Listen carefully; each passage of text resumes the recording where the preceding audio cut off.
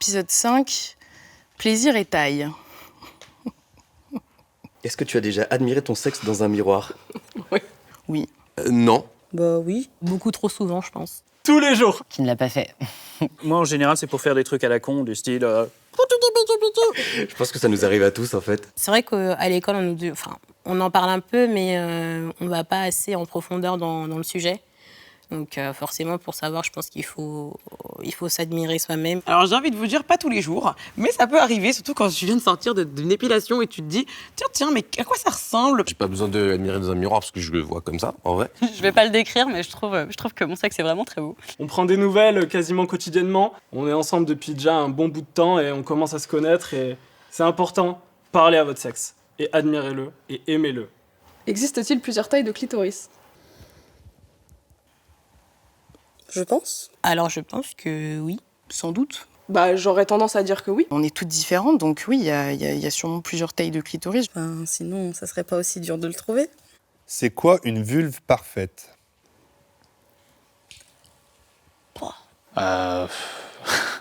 C'est la mienne. Je suis homo. J'en sais rien, je sais même pas ce que c'est. Elles sont toutes belles. Elles sont toutes parfaites, les vulves. J'avais envie de dire c'est une vulve libre. Eh ben, elle est parfaite quand elle sourit.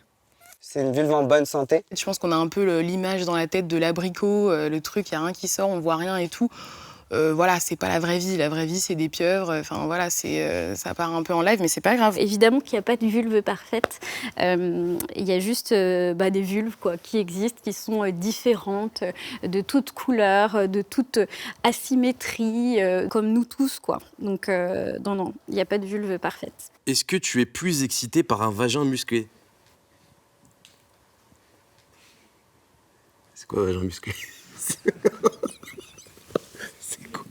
C'est quoi vagin musclé? Ah, j'ai déjà connu des partenaires où quand je... C'est un peu gênant, mais quand je suis en pénétration, ça se contracte. Genre, tu vois, mais elles font exprès. Genre, pour que ça se sente encore mieux. Et ouais, c'était cool. Tout le monde me regarde avec des grands yeux comme ça. Les contractions au moment de l'orgasme, ça permet d'énormément muscler le périnée.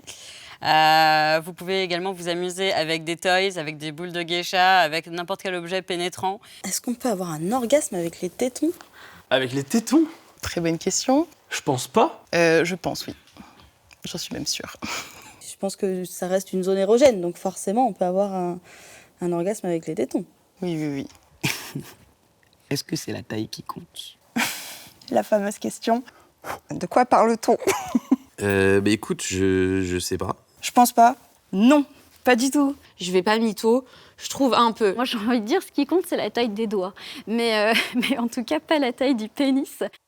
Alors, ça serait mentir pour moi de dire que c'est pas attirant. Ça dépend des personnes, je pense. Moi, j'ai une taille normale et ça marche plutôt bien. Si on sait faire avec ce qu'on a, normalement, ça passe. Pour le coup, des fois, ça m'arrivait de rencontrer des partenaires et de me dire « Oh merde, tu vois, chier ».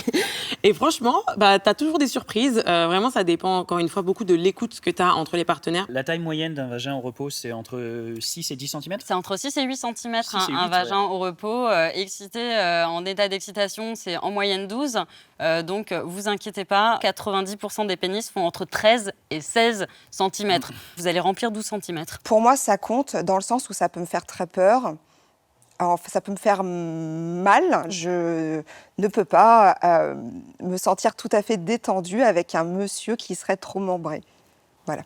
Bien qu'il y ait des zones érogènes au fond du vagin qui sont les deux entrées du col de l'utérus et qui peut être très agréable en pénétration profonde, l'intégralité du plaisir d'une personne à vulve, en tout cas, se situe soit à l'extérieur, c'est-à-dire le gland du clitoris, soit à quelques centimètres de l'entrée. Après, il reste qu'il y a certaines personnes qui sont très excitées cérébralement par la pénétration. Et la pénétration imposante, c'est-à-dire, on est très excité à l'idée de se faire dominer par un sexe imposant. Et là, pour le coup, oui, ces personnes-là auront plus de plaisir, puisque ce plaisir-là arrive par la pensée et la fantasmatique, mais pas du tout par le ressenti. Ça marche aussi pour le corps féminin, c'est pas forcément obligé d'avoir un gros cul ou des gros seins pour plaire ou quoi. Donc non, je dirais qu'en règle générale, ce n'est pas la taille qui compte. Merci. De rien, plaisir. Et coupé.